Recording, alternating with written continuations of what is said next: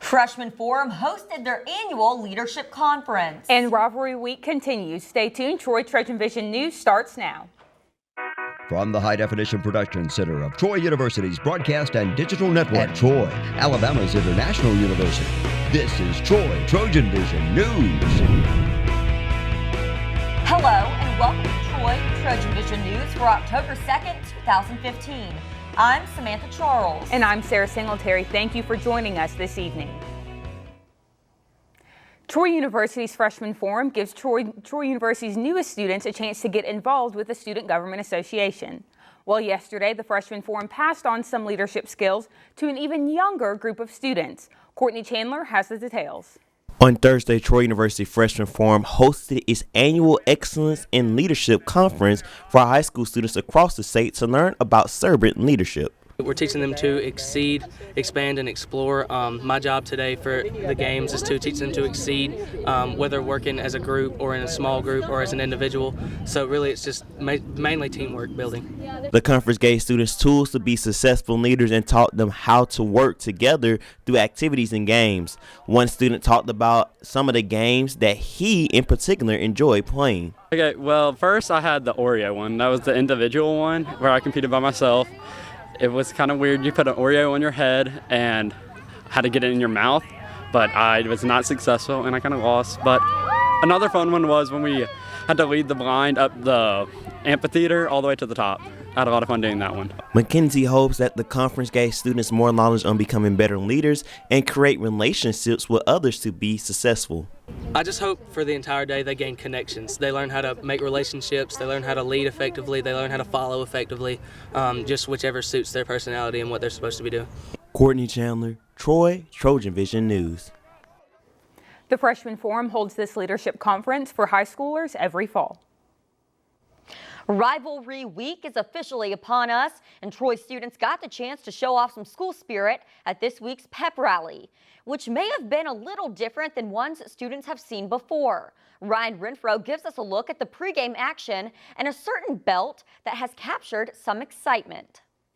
The Troy University Student Alumni Association and SGA partnered up this year to add a new flair to the Trojan football season, Rivalry Week. One Troy student shares his thoughts on this week's pep rally and how things got a little heated. We had the huge bonfire with the South flag and the South gear. It was awesome. I got to help put it on, and it was just really cool to see like all the flames go up and just really get to see everybody get fired up. So it was an awesome time. Despite the rain, students still came out to support the Trojan football team and share their school spirit and look forward to Saturday's game and the battle for the belt. I think the trophy is a great idea.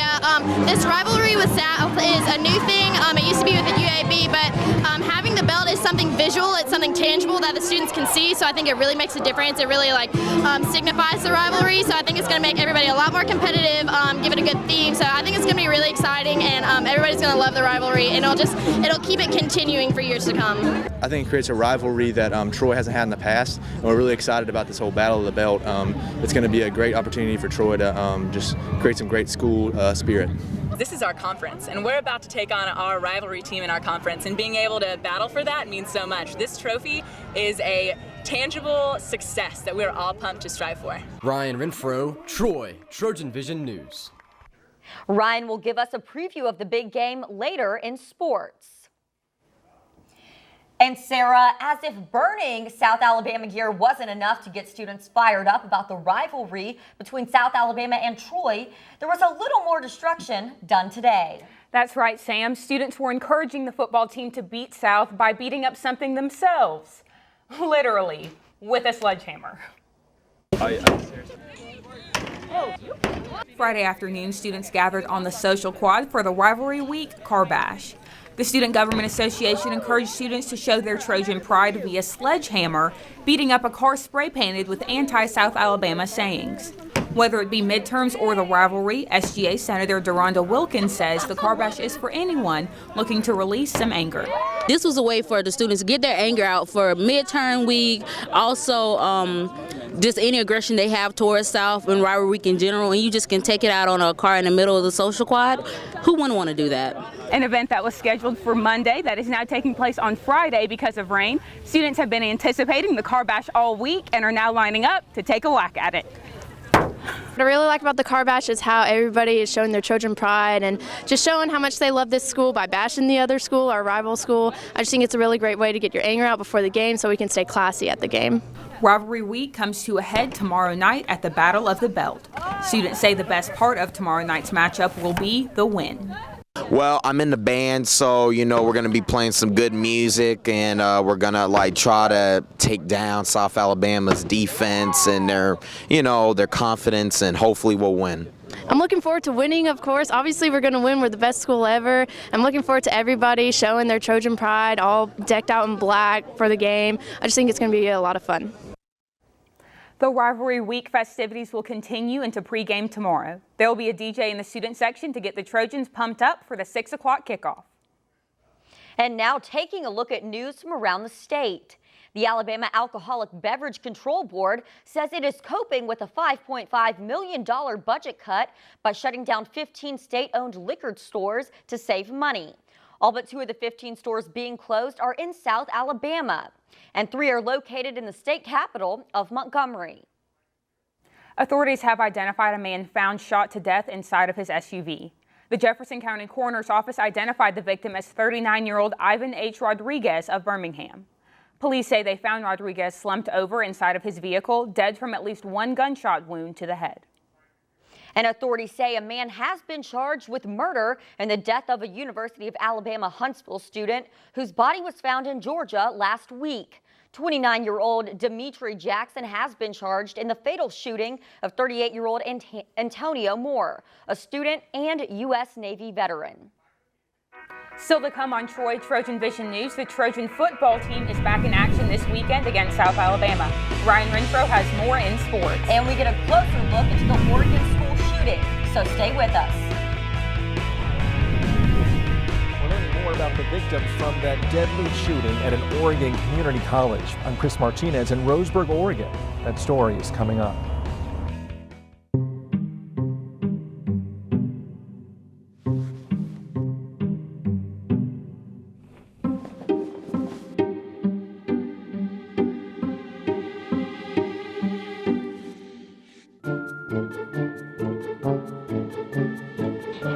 The smallest moments can have the biggest impact on a child's life. Take time to be a dad today. Daddy, I'm gonna find you. The warrior spirit, it's in there. Always has been. Now let it out and take the world by fire. Train well and learn what it means to be a Troy Trojan. Walk with confidence, conquer, claim territory, and climb ladders. Know that you have the power to stand alone, but the comfort of knowing that you'll never have to. Discover your inner warrior. Find it at troy.edu/spirit. Now, the latest in Trojan sports on Troy TrojanVision News. 144 miles and close to 24 hours now is all that stands between the collision we've all been waiting for. The Trojan football team will take on South Alabama tomorrow night at 6 p.m. in Veterans Memorial Stadium. The stakes have been raised as a product of the addition of the Battle for the Belt, which has captured the excitement of not only the students, but the players. Head coach Neil Brown says the team is ready to get back in front of the home crowd and prepared for Saturday night's game. A big game this week, rivalry week. It's a game that obviously we've had circled, and I'm sure South has had circled too. Our guys are excited about it. They're excited about being back at home, starting Sun Belt play, and then obviously playing in this rivalry game. Coach Brown says that the Jaguars' offense is filled with talent and that the depth and skill from the guys that line up wide is what sets them apart from other conference opponents. Offensively, they've got a lot of playmakers. I think at wide out they're really talented. The quarterback who transferred from UAB has made some plays. He's a running threat and a passing threat. The running back, Xavier Johnson, has had a couple big games. And then at wide out they've got depth, probably as deep as any wide out group in our conference. With the battle for the belt in sight, the Trojans say that the belt itself sparks a feeling of excitement that not only enhances the rivalry, but competition off the field. Kicking off conference play against South, a good team, battle for the belt. There's posters up in our locker room right now. We're all pretty excited about it, and we're going to be fresh and it's going to be an exciting game. It gives us something to fight for instead of just a win or a loss. It gives us something from an aspect of something physical to fight for. It gives us a title that we can hold over, over the other person. Makes it very more competitive. Adds a little more spice to the game. It'll be way more fun to play. It's already seems like a really big, bitter rivalry between schools, but adding something to claim at the end of the game will definitely give us an edge, something we can hold over the head for at least another year. The winner of this game is not just going to be the winner of this game, the winner of the belt, but it's also going to, control a lot of recruiting pool, this part of Alabama, and Troy recruits the same guy South does.